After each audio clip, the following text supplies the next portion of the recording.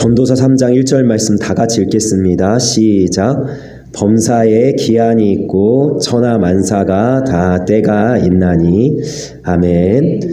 우리가 1절만 읽었지만 잠깐 눈으로 2절부터 좀 이렇게 훑어보시겠어요?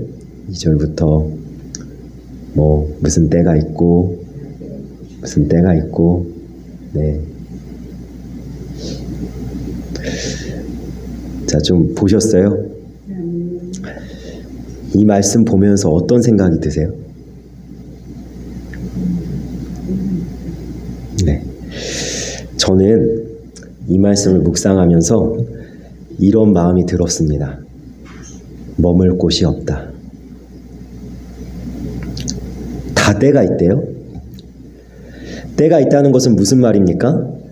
그 어떤 때도 영원하지 않다는 거죠.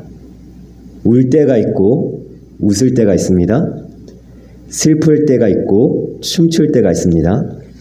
지금 우는 이 순간이 영원할 것 같아 하염없이 우는데 어느새 울음을 멈추고 웃게 될 때가 있다는 것이죠.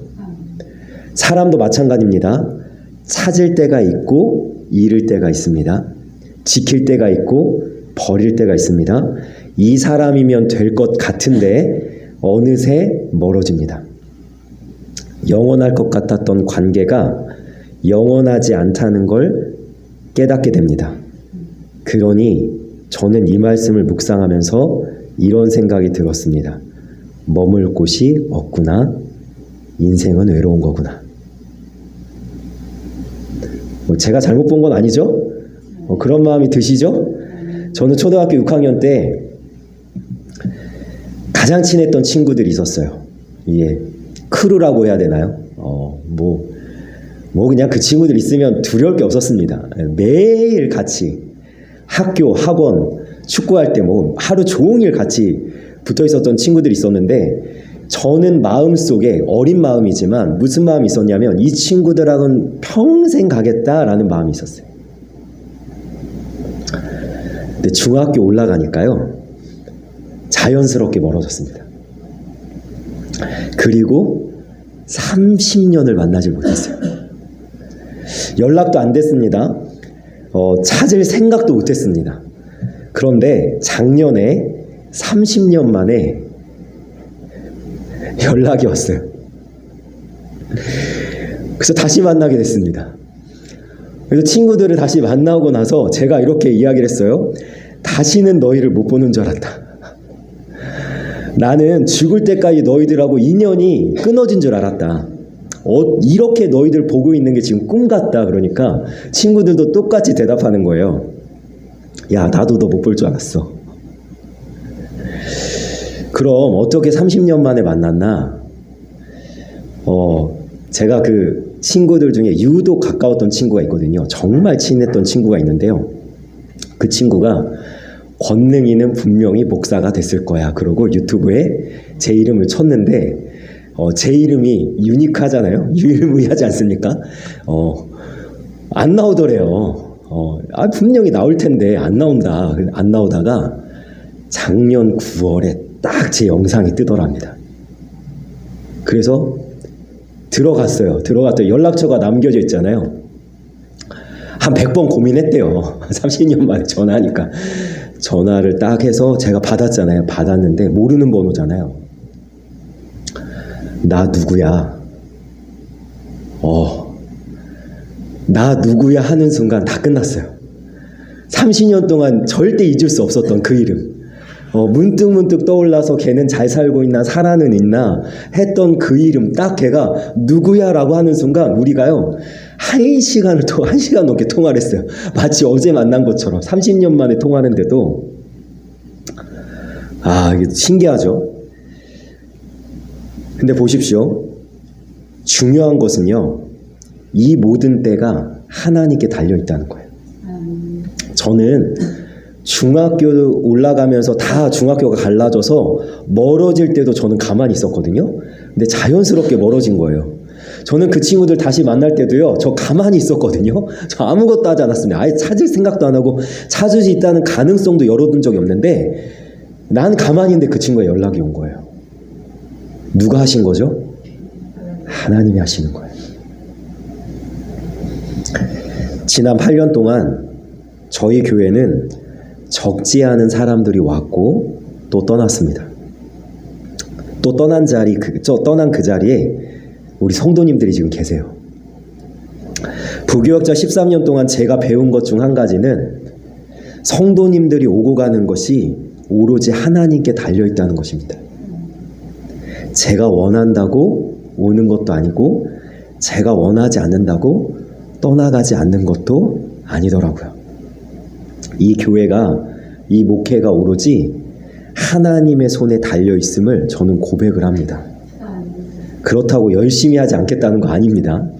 네, 제가 할 수 있는 한 모든 것을 다 하지만 그 결과는 하나님께 달려있음을 믿는 것입니다. 약 2주 전에 제 마음을 좀 아프게 했던 그 사건도 저에게 철저히 그 사실을 깨닫게 해준 사건이었어요. 교회가 내 것이 아니더라고요. 근데 솔직히 저는 좀 착각을 하고 있었습니다. 제가 교회 개척했고 제가 교회 세웠잖아요. 그리고 이렇게 내가 이끌어가고 있으니까 아니라고 하면서도 저도 모르게 교회가 내 건 줄 알고 있었더라고요. 그런데 철저히 깨달았어요. 교회가 내 것이 아니고 하나님의 것이더라고요. 성도도 마찬가지더라고요. 성도 하나 제 뜻대로 되지 않더라고요. 그저 성도를 위해서 저에게 맡겨주신 최선을 다할 뿐인 거예요. 그래서 사실은요, 지난주 주일에 믿음이 없으면이란 찬양 우리 했잖아요. 믿음이 없으면이란 그 찬양이 저의 고백이었어요. 거기에 어떤 고백이 있습니까? 나는 나그네로 왔는데 왜 주저앉게 되었나? 왜 그랬을까요? 자기가 주인인 줄 착각했거든요. 나는 청지기인데 언제부터 내 삶의 주인이 되어 버렸나? 주어졌으니 하는 것이고 취하여 가시면 또 하고 싶어도 못하는 것입니다. 이번에 청년을 전도하는 것도 마찬가지인데요. 어제도 온라인으로 그 청년을 만났는데 제가 할 수 있는 건 한계가 있어요. 제가 아무리 예수님을 잘 전하고 마음을 전달해도 하나님이 닫으시면 닫히는 거예요. 근데 제가 말도 어눌하게 하고 대화도 잘 안 통해도 하나님이 여심이 어떻게 돼요? 열리는 거죠. 그러니까 저는 지금 최선을 다하고 있는 것 뿐이에요. 그냥 하나님이 하시면 열립니다. 그래서 저는요, 요한계시록의 빌라델비아 교회에 보내는 그 편지에 예수님이 예수님 자신을 소개하는 그 소개가 너무 멋지고 너무 저는요, 그 말씀이 너무 좋아요. 뭐라고 얘기하시면 이렇게 얘기하세요. 다윗의 열쇠를 가지시니 곧 열면 닫을 사람이 없고 닫으면 열 자가 없는 그가 이르시되 아멘. 여러분, 우리의 인생은요, 철저히 하나님의 손에 달렸어요. 그러니 눈에 보이는 것에 기대지 마십시오. 아니, 아예 내 눈을 믿지 마십시오. 내 눈에 보기 좋다고 다 좋은 것이 아니고 내가 아니라고 생각한다고 꼭 아닌 것은 아니더라는 거죠. 이 말씀을 다시 한번 깊이 새겨보길 원합니다. 범사에 기한이 있고 천하만사에 다 때가 있나니 무슨 뜻이라고요? 이 땅에는 머물 곳이 없다. 그래서 주님께서 우리에게 이런 말씀을 주십니다. 풀은 마르고 꽃은 시드나 주의 말씀은 영영이 서리라. 여러분, 이 말씀 왜 우리에게 주실까요? 우리가 모를까요? 자꾸 우리가 이 땅에 뭔가 머물 곳을 자꾸 찾아요. 사람에게서 찾든지 환경에서 찾든지 물질에서 찾든지 눈에 보이는 이 세상의 것에다 자꾸만 나의 머물 곳을 찾을 때 주님이 우리를 흔들어 깨우면서 정신 차리라는 거예요. 풀은 마르고 꽃은 시드나 이 땅에 너는 머물 곳이 없어. 어디 기댈 곳이 있고 어디 의지할 데가 있어. 오직 하나님의 말씀만 영원히 선다는 거예요. 그러니까 머물 곳이 없는 우리에게 주님께서 너의 유일한 머물 곳은 어디냐면 주님의 품 안이라는 거예요. 주님 밖에는 우리의 머물 곳이 없어요. 그래서 시편 70편 20절에 이런 고백이 있습니다. 긍휼히 여길 자를 바라나 없고 아니할 자를 바라나 찾지 못하였나이다. 주님, 내가 이 땅에 머물 곳을 찾아 헤매어 보았지만 머물 곳이 없습니다. 사람도 의지할 대상이 못 되고 내가 가진 것도 언제 사라질지 모릅니다. 그러니 저는 영원히 주님만 의지하겠습니다. 이러한 고백으로 주님 앞에 나아가는 우리의 모습이 있기를 원합니다. 자, 보세요. 머물 곳이 없다라는 이것을 기억하시고, 자, 창세기로 갑니다. 창세기 45장.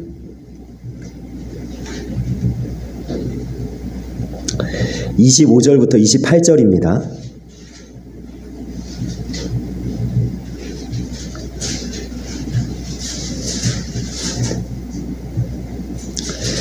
창세기 45장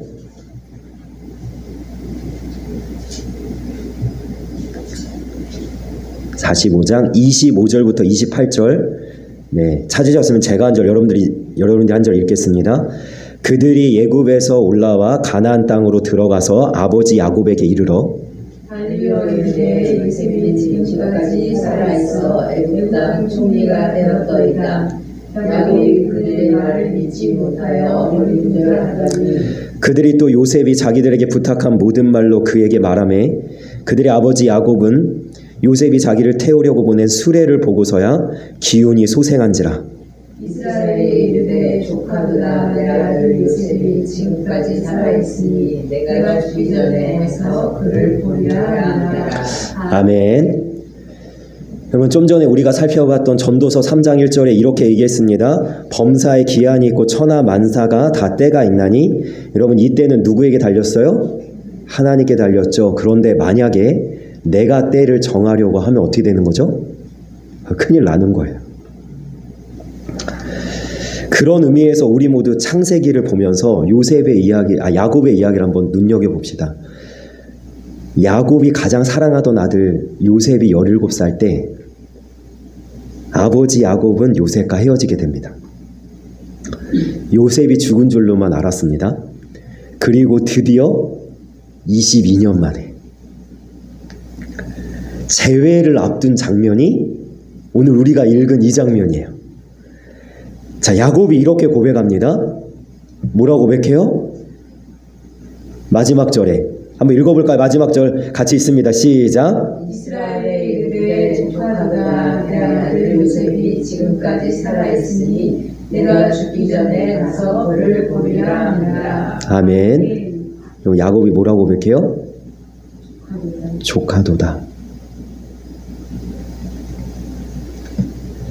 여러분 기억하십니까? 야곱의 인생은 단 한 번도 족한 적이 없던 인생입니다. 언제부터? 엄마 뱃속에서부터. 쌍둥이인데요. 형이랑 싸웁니다. 쥐 터져요. 뱃속에서부터, 엄마 뱃속에서부터. 형한테 쥐 터지는데 야곱이 포기하지 않습니다. 왜요? 자기가 먼저 나가서 장자가 돼야 되거든요. 장자의 축복을 받아야 되거든요. 그런데 태어날 때부터 집니다. 누가 먼저 나오죠? 형 에서가 먼저 나오죠. 그것마저도 억울해서 야곱이 어떻게 해요? 형의 발꿈치를 잡고 나옵니다. 그래서 그것을 보고 이름을 지어줬어요. 뭐라고 지어줬어요? 너는 발꿈치를 잡는 자. 다시 얘기하면 사기꾼, 남을 속이는 자. 넌 야곱이다. 여러분, 이 한 장면, 야곱이 태어나는 이 한 장면으로 야곱의 인생은 다 설명돼요. 다 설명돼. 야곱이 태어났는데요. 아버지가 자기를 사랑하지 않습니다.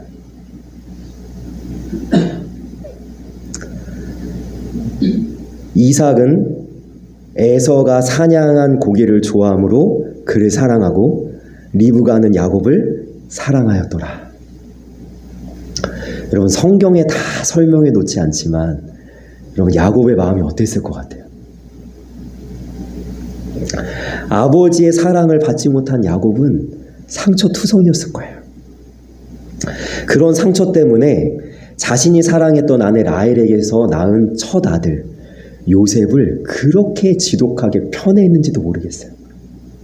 어쨌든 아버지 이삭은 동생 야곱보다 형 에서를 사랑해서 나중에 어떻게 하죠? 야, 너 사냥해서 고기 좀 잡아와라. 나 마음껏 너 장자의 축복을 하겠다.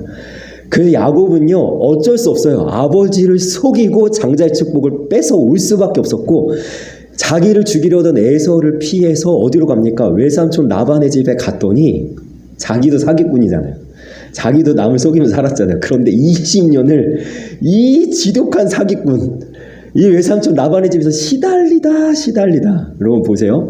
나중에 20년 만에 4명의 아내를 얻고 11명의 아들을 얻어갖고 소유물을 다 가지고 3일 길을 도망갔거든요. 여러분, 고대 사회에서 팔레스타인 지방에 3일 길을 갔다는 건 못 따라잡는다는 거예요. 의미가 그거거든요. 그런데 외삼촌 라반이 얼마나 지독한지 7일 길을 쫓아서 따라잡아요. 만납니다. 그래서 외삼촌 라반 만납니다. 야곱이 뭐라고 하는지 아세요? 이렇게 얘기합니다. 내가 이 20년을 외삼촌과 함께 하였거니와 외삼촌의 암양들이나 암연소들이 낙태하지 아니하였고 물려 찢긴 것은 내가 외삼촌에게로 가져가지 아니하고 낮에 도둑을 맞았든지 밤에 도둑을 맞았든지 외삼촌이 그것을 내 손에서 찾았으므로 내가 스스로 그것을 보충하였으며, 여러분 여길 잘 들어보세요.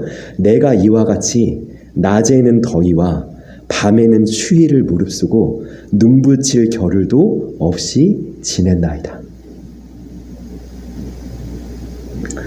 이 모든 시련을 지나온 야곱에게도 사실 가장 큰 아픔은 가장 사랑하는 아들 요셉을 잃은 거예요. 22년입니다. 죽은 줄만 알았고 사라진 줄만 알았고 그동안 한 번도 보지 못했기에 어떻게 되었는지 전혀 알 수 없었던 요셉이었는데, 요셉의 형들이 애굽에 갔다 와서 이상한 소리를 하는 거예요. 요셉이 살아있다. 그리고 심지어 뭐라고 해요?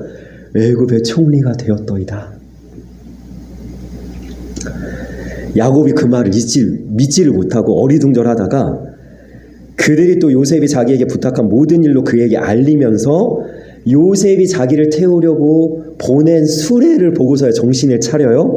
그리고 기운이 소생해서 죽은 줄만 알았던 요셉이 살아있을 뿐만 아니라 애굽의 총리가 되었다는 것을 처음에 믿지 못했는데, 자, 그리고 뭐라고 고백해요? 조카도다. 여기서 아멘이 나오셔야 되는데 저는 창세기를 읽다가 이 부분에, 여러분, 야곱이 조카도다 고백하는 이 부분에서 마음에 울림이 있었어요.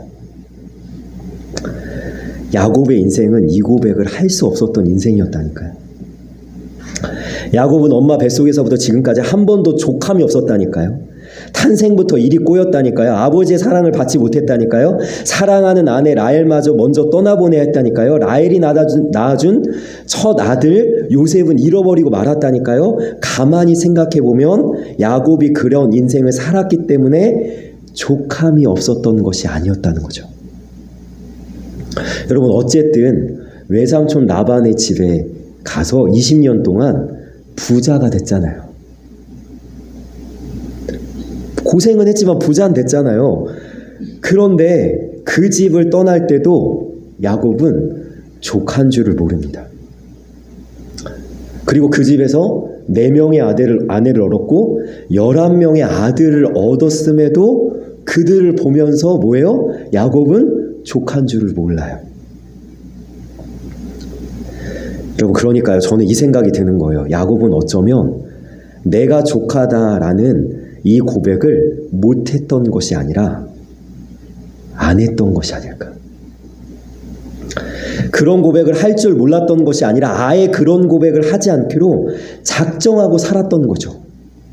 늘 야곱의 눈에는 슬픔이 있었습니다. 그야말로 머물 곳이 없었던 외로운 인생이었어요. 야곱은 다 싫었어요. 요셉 위의 아들들은요, 자신의 눈에 차지 않았습니다. 라헬 위의 아내들은요, 자신을 만족시키지 못했습니다. 야곱은 보는 것마다 마음에 들지 않았어요.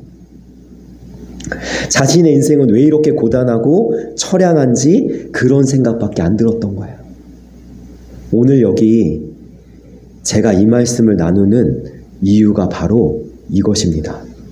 그런 야곱인데 그렇게 족한 줄 모르고 족하다 말하지 않고 족하지 않기로 작정했던 야곱인데 이제서야 이 고백을 자신의 인생 처음으로 내뱉는 겁니다. 족하도다. 하나님 앞에서 야곱이 이 한마디를 내뱉습니다. 하나님 족합니다.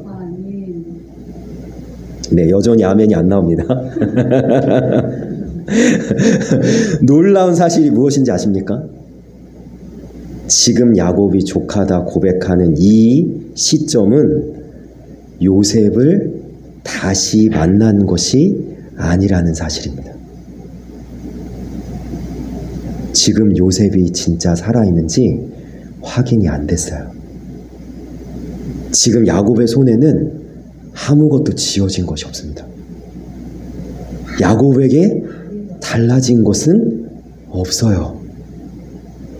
야곱은 지금까지 눈으로 확인해도 만족하지 않았던 사람이었습니다.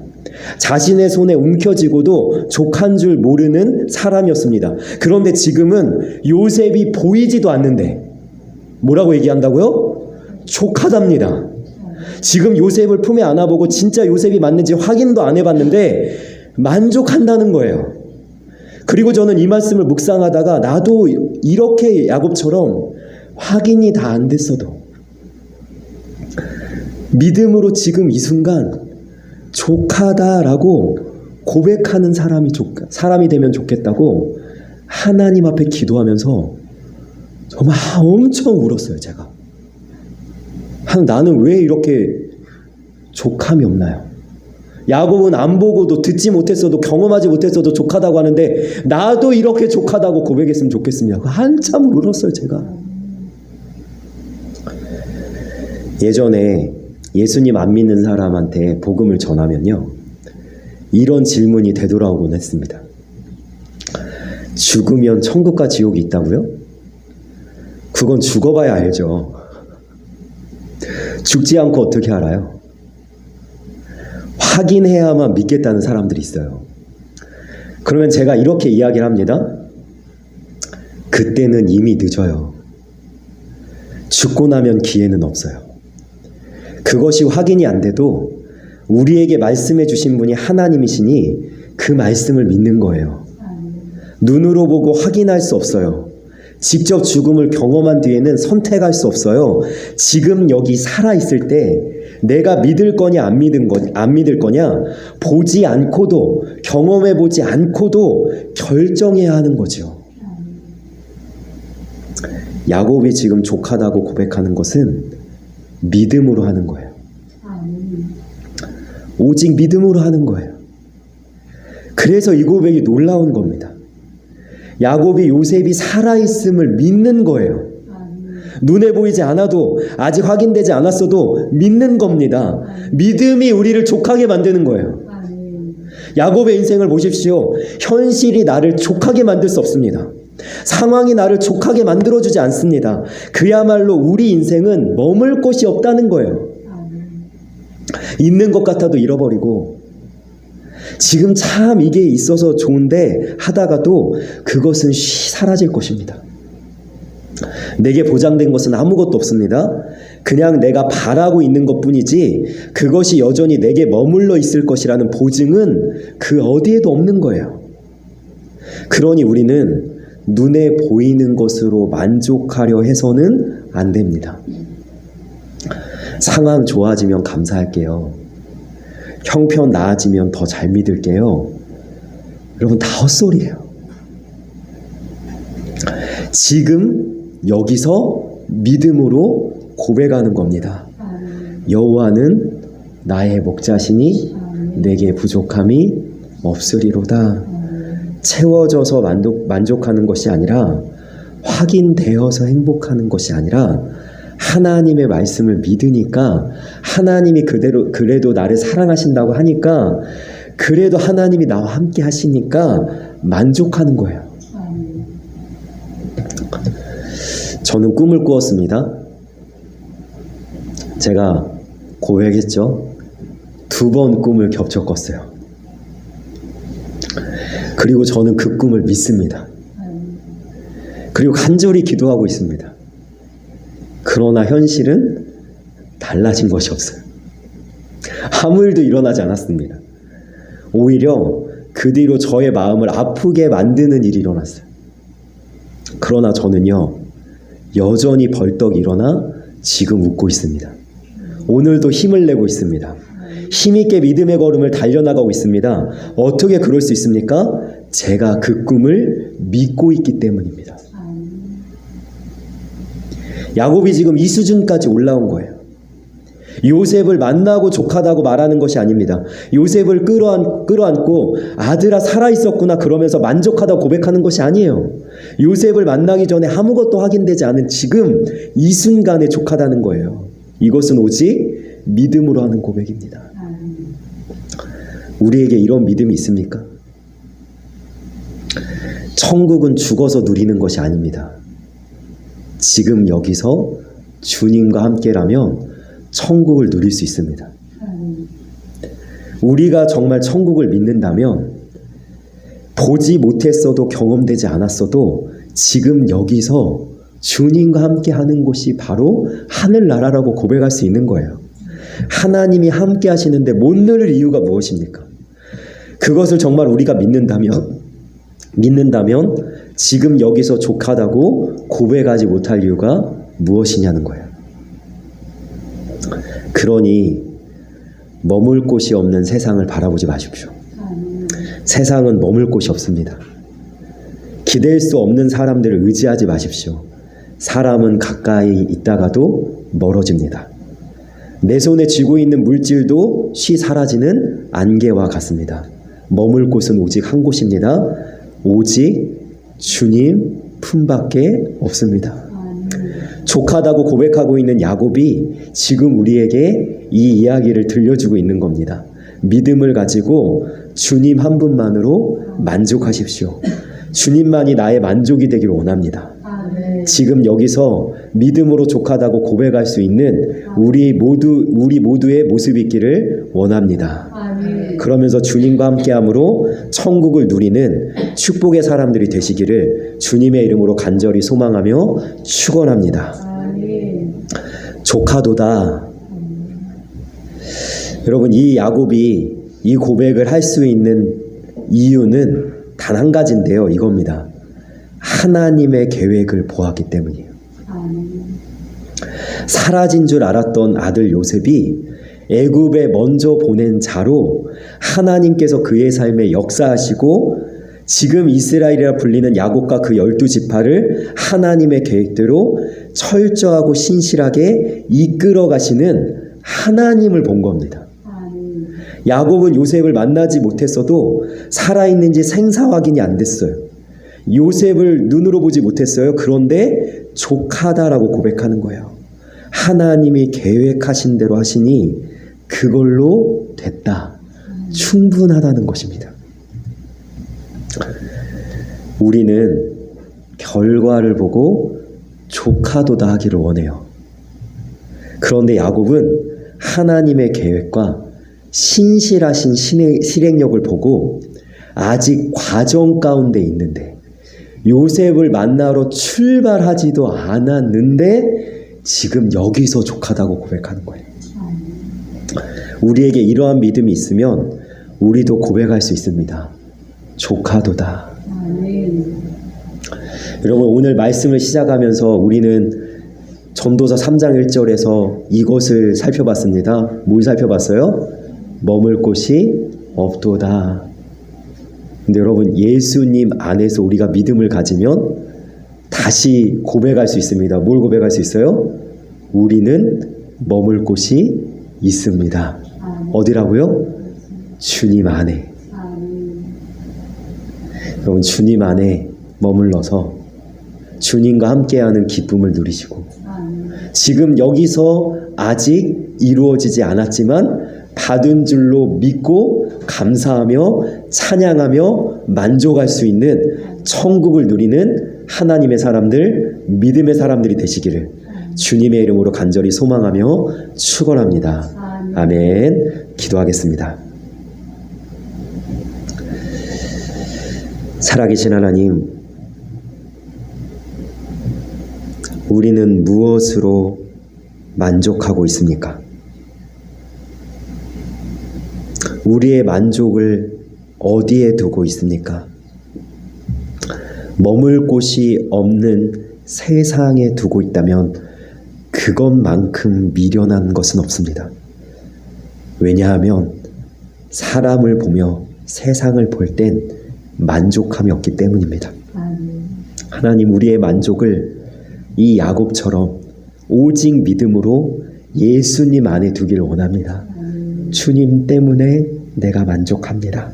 하나님의 말씀을 믿기 때문에 내가 만족합니다. 하나님은 약속하신 대로 반드시 이루실 것이기 때문에 나는 만족합니다. 여호와는 나의 목자시니 내게 부족함이 없습니다. 우리가 이러한 고백을 하면서 우리의 상황이 어떻든 이 세상에서의 삶이 어떻든 어떠한 고난과 문제가 있든 상관없이 오직 믿음으로 바라보면서 담대하게 주님, 나는 만족합니다.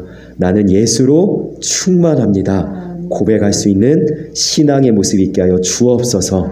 감사하며 예수님의 이름으로 기도합니다. 아멘.